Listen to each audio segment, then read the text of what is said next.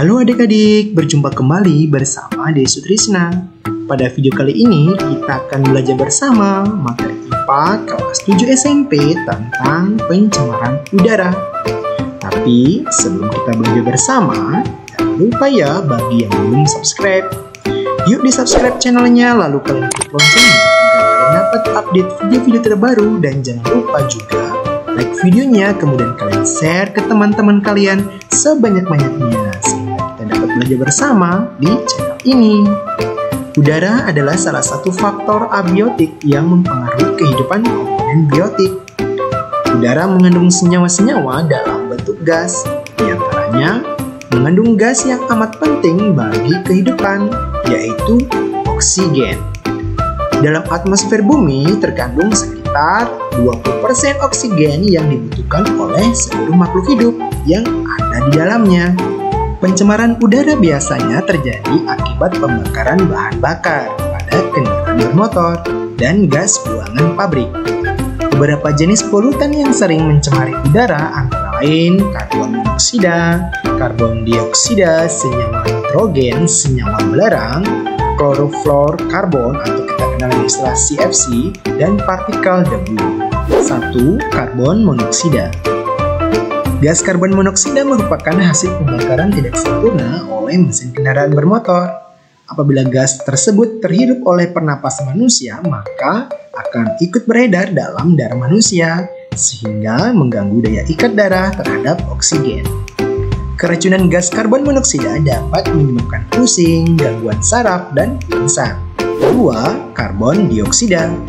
Karbon dioksida dihasilkan dari proses pernapasan makhluk hidup, pembusukan bahan organik, dan pelapukan batuan.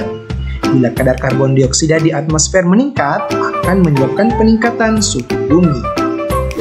3. Senyawa nitrogen. Gas nitrogen dibutuhkan oleh makhluk hidup sebagai bahan pembangunan protein. Apabila nitrogen oksida bereaksi dengan air, maka akan membentuk senyawa asam. 4. Senyawa belerang. Gas sulfur dioksida berasal dari pabrik yang menggunakan belerang dan hasil pembakaran bahan bakar fosil. Gas sulfur dioksida bila bereaksi dengan air akan membentuk senyawa asam. Jika senyawa tersebut turun bersama hujan, maka terjadilah yang kita kenal dengan istilah hujan asam. 5. Klorofluorkarbon atau kita kenal dengan istilah CFC. CFC biasanya digunakan sebagai bahan pendingin pada AC dan kulkas. Selain itu, dipergunakan pada penyemprot rambut dan obat nyamuk semprot. CFC dapat merusak lapisan ozon di atmosfer. Akibatnya, perlindungan bumi dari radiasi sinar ultraviolet matahari berkurang. 6. Partikel debu. Debu dapat menyebabkan gangguan saluran pernapasan dan mata. Debu mengandung partikel timah yang dapat meracuni darah.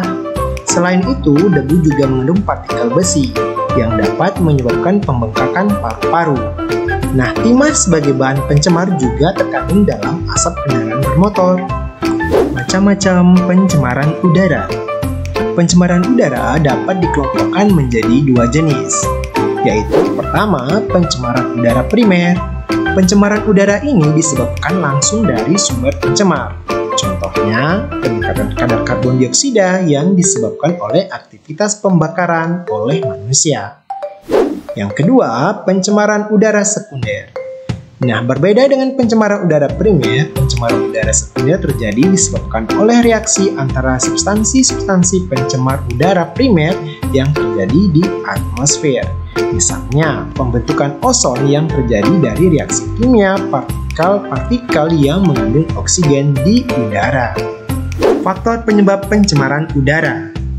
Beberapa kegiatan baik dari alam ataupun manusia menghasilkan senyawa-senyawa gas yang membuat udara tercemar. Berikut beberapa faktor penyebab pencemaran udara, yaitu aktivitas alam dan aktivitas manusia. Aktivitas alam dapat menimbulkan pencemaran udara di atmosfer. Kotoran-kotoran yang dihasilkan oleh hewan ternak mengandung senyawa metana yang dapat meningkatkan suhu bumi dan akibatnya terjadi pemanasan global. Proses yang serupa terjadi pada siklus nitrogen di atmosfer. Selain itu, bencana alam seperti meletusnya gunung berapi itu juga dapat menghasilkan abu vulkanik yang tentunya akan mencemari udara di sekitar yang berbahaya bagi kesehatan manusia dan tanaman.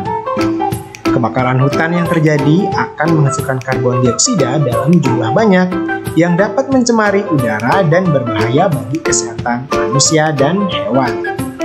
Aktivitas manusia kini kian tak terkendali. Kemajuan industri dan teknologi membawa sisi negatif bagi lingkungan. Nah, beberapa pencemaran yang diakibatkan oleh aktivitas manusia, lain pembakaran sampah, asap-asap industri, asap kendaraan, asap rokok, dan senyawa kimia buangan seperti CFC dan lain-lainnya.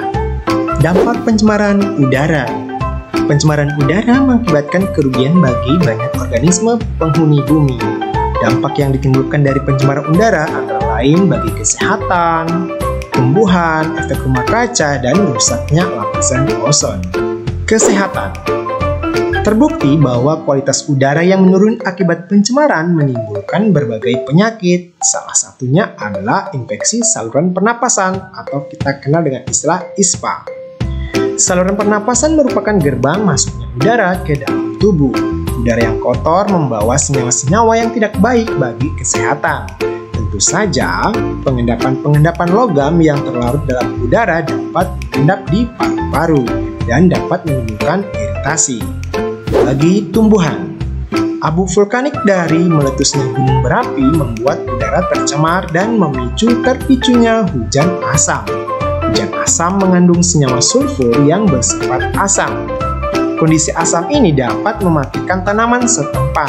Oleh karena itu, kita sering menemui begitu banyak tanaman dan pohon yang rusak akibat hujan asam atau abu vulkanik. Efek rumah kaca. Konsentrasi karbon dioksida dan karbon monoksida yang tinggi di atmosfer akan memicu terjadinya efek rumah kaca, yaitu peningkatan suhu bumi. Karbon dioksida dan karbon monoksida akan membentuk semacam lapisan yang akan menahan panas bumi keluar, sehingga panas yang ditimbulkan bumi akan terkungkung di dalam seperti pada rumah kaca. Rusaknya lapisan ozon. CFC merupakan senyawa yang sering digunakan dalam produk-produk pendingin dan aerosol. Ketika CFC terurai di atmosfer, maka akan memicu reaksi dengan oksigen penyusun ozon. Dengan demikian, ozon akan terurai yang menyebabkan lapisan ozon berlubang. Padahal, lapisan ozon berfungsi sebagai pelindung bumi dari panas yang dipancarkan oleh matahari. Sinar UV yang dihasilkan oleh matahari dapat memicu kanker. Dengan adanya ozon, masuknya sinar UV ini akan diredam sehingga dampak yang ditimbulkan lebih sedikit. Cara penanggulangan pencemaran udara. Usaha yang dapat dilakukan dalam menanggulangi pencemaran udara antara lain yaitu 1. Pengurangan pembangunan rumah kaca. Yang kedua, pengurangan pemakaian bahan bakar minyak dengan mencari bahan bakar alternatif. 3. Penghentian penggunaan emisi CFC sebagai bahan lemari es atau freezer dan bahan pendingin ruangan atau AC. 4. Efisiensi bahan bakar minyak. 5. Efisiensi penggunaan energi batu bara. 6. Penggunaan filter untuk menyaring karbon dioksida dari asap buangan pabrik. 7. Peningkatan penggunaan energi matahari, angin, dan panas bumi. 8. Penggunaan gas alam sebagai alternatif pengganti bahan bakar minyak dan batu bara. Dan yang terakhir adalah penebangan hutan dikurangi dan penggunaan reforestasi. Nah, demikian adik-adik belajar kita kali ini ya tentang pencemaran udara. Terima kasih sudah menyimak video ini, semoga dapat dipahami. Tetap semangat ya belajarnya, sampai jumpa di video selanjutnya.